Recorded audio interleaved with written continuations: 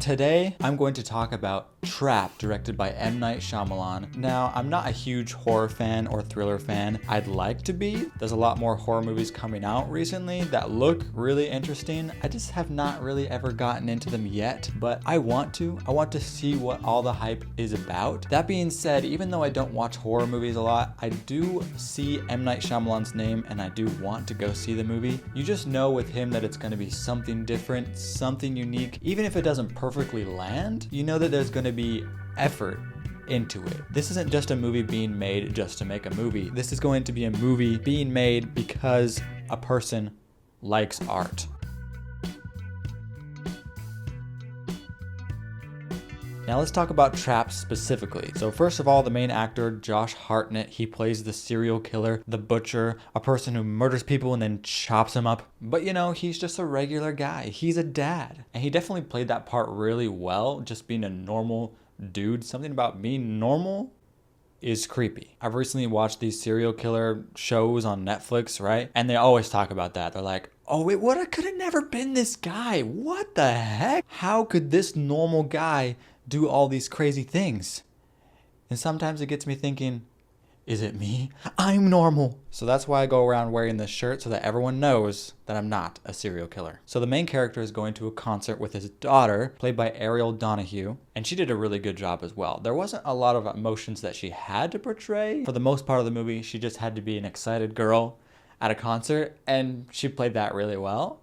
So I thought she did a really good job. And then the other two main actors in the movie are kind of Easter eggs. Salika, the one who is the concert singer, is actually the daughter of M. Night Shyamalan, I found out, which is super cool. She really had an interesting character as well, because when I think of pop stars like her, I don't think of them writing a song about forgiveness. There's a part where she's singing her song and she's saying, if anyone's ever hurt you, forgive them. But I think in reality, if there was a pop star today, they'd be like, if anybody's ever hurt you, tell them to stick it. And then there's a detective going after the serial killer, played by Haley Mills. And I would have never, ever guessed, but my wife immediately by the voice was like, oh yeah, that's the girl from Parent Trap. How? She definitely did really well for her part. I was confused though about a lot of her lines. They seemed like they were said when she was not on screen. It seemed like a lot of her lines were added in post to clarify what was going on, or maybe she wasn't there on set a lot of the times. I did a quick Google search, I didn't find anything. It did kind of throw me off during the movie though. But now let's talk about some of the good aspects that definitely come from M. Night Shyamalan himself. And one of those aspects is the framing of the shots. One of the main shots they use multiple times is the headshot right in the middle of the screen, and that was very effective.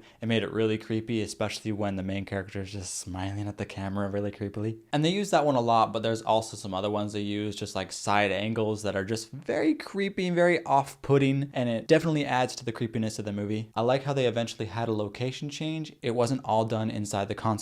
That being said, it kind of would have been cool if they did go that route. Our serial killer wasn't very smart. I thought he was going to be more like Jason Bourne getting out of this concert, but really he actually is just kind of a normal dude and he does what he can, and a lot of it seems like luck. It kind of shows that he does have skill with being manipulative in the way that he talks, but some of the ways he got out of the trap just seemed like luck. I really liked the serial killer profiling aspect of the movie. I don't know a ton about serial killer profiling, but I have read this book. And in that book, the main character is trying to find serial killers. And one of the questions he always asks himself is, what does a killer do that he doesn't have to do? And it seems like that's the question that the detectives in this movie were asking. What does a killer do that he doesn't have to do? In this one, he chops them up into little pieces, right? All serial killers murder, but he had something specific, and I'm not really sure how they got from he chops people into little pieces to he has mommy issues, but somehow they got there, and the characters were able to use that against him. Now, like I said, I was on board for the most part, but then some things just started happening that just weren't explainable. Like, I understand that Lady Raven, the one singing at the concert, can do costume changes really quickly because she has a whole crew helping her do that costume change. But the serial killer? How does he change his costume so fast? Bro literally had the powers of Thor to change his costume. He was like, I'm in a hoodie now. That's really when things took a turn for me with the enjoyment of the movie. I was on board for the most part, even though some things seemed like luck. But when that happened, I was just like, that's so unexplainable. How does that happen? And then my mind started spiraling and pointed out all the bad things. But Like I said, there was a lot of things that I did enjoy about this movie that I pointed out. Is it one of M. Night Shyamalan's best? I wouldn't say so personally, but I had a good time and I would love to hear you guys' thoughts, so put them in the comments below. Let's bolt.